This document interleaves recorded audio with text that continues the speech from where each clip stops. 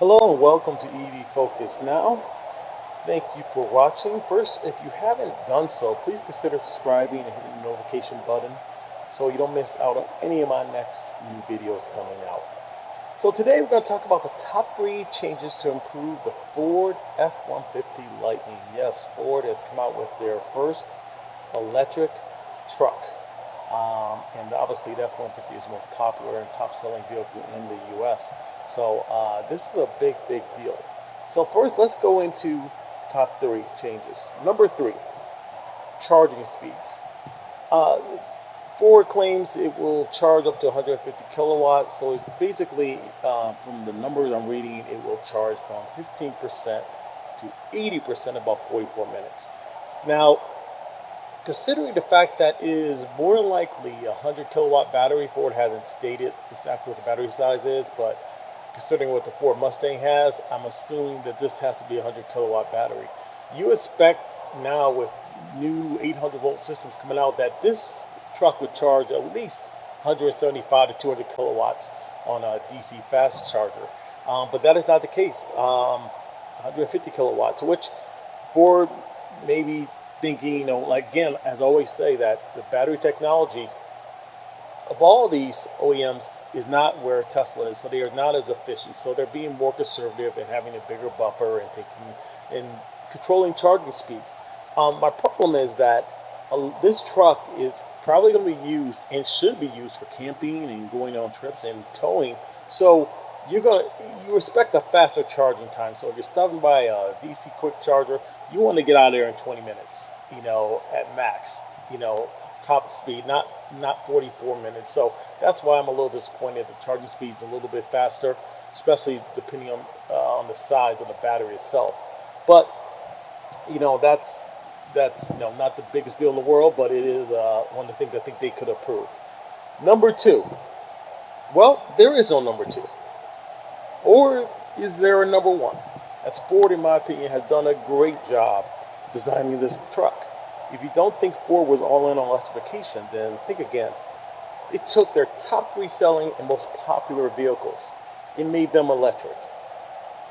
The Mustang, the Ford F-150, and the E-Transit, now called the E-Transit. So they're all in.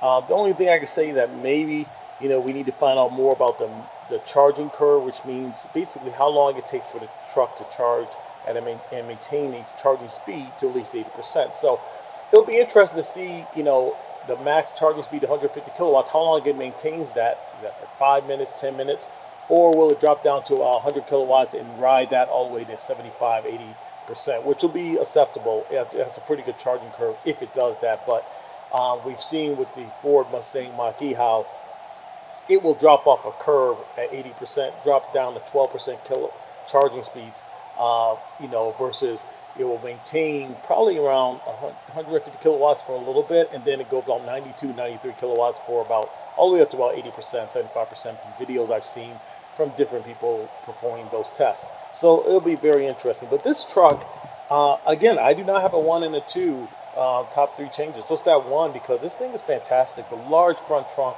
provides such utility, gives you basically a trunk in a truck that seal things away from the weather and temperature. So you put your luggage in there, your tools, cooler, all kind of things. It's fantastic. I love how it powers up and it's huge. The 15-inch screen really fits a massive truck like this. I like it much better in the truck than I do the Mach-E. I thought the Mach-E probably could have been a 12-inch, but a little more room in the car for your leg, below leg, but it's not a big deal. But I really love the 15-inch screen on the F-150, and then the power to grid option. That really intrigues me, and it's one of the things that I think Tesla is going to probably regret not putting on their trucks and their vehicles. Now, Tesla, obviously, they don't want to do that because they want to sell you their Powerwall. They want that to be your power to grid. But with Kia, Hyundai, and now Ford having this bi-directional charging, and you can power your house for like 3 days. I mean, why would you need a Powerwall? Your truck is the Powerwall, and I think more vehicles that offer that option will be great. It's one of the reasons why I'm interested in the EV6 the Hyundai AV6 and the Ioniq 5 because they provide that same option, but it's not a truck, obviously. And I think it's 3.9 kilowatts versus 9.6 kilowatts the truck gives. So I'm fine with 3.9, but that's one of the reasons I'm really interested in those vehicles. The range is also amazing that it exceeds what was presented at the Ford presentation. YouTuber MKBHD discovered that the range Ford listed are with 1,000 pounds of cargo in the truck. So when you see that 230 listed there for their standard truck, that's with 1,000 pounds of cargo. Without that, you're looking at maybe 300 to 400 miles of range at 100%, which is fantastic. And that's what I wanted to see.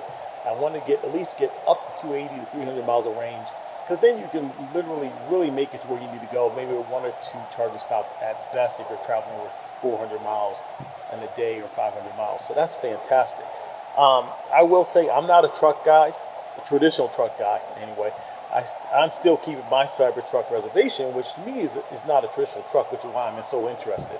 But if you're a truck guy, Ford should be getting your attention, unless you're just going to be a gas guy forever and never look at the future or technology. But Ford this is a great step. I think GM's got to step it up. Ram's got to step it up, and Toyota better get in gear or they're going to be left behind with their Tundra. So I'm very impressed with the Ford F-150 Lightning. Can't wait to see it in person, and it's a great job by Ford. That's it for today's show. Again, don't forget to hit the like and subscribe button below. Plus to hit the notification button and stay on top of all new videos. Please tune into my next new video. And when it comes to EVs, stay focused. Bye-bye.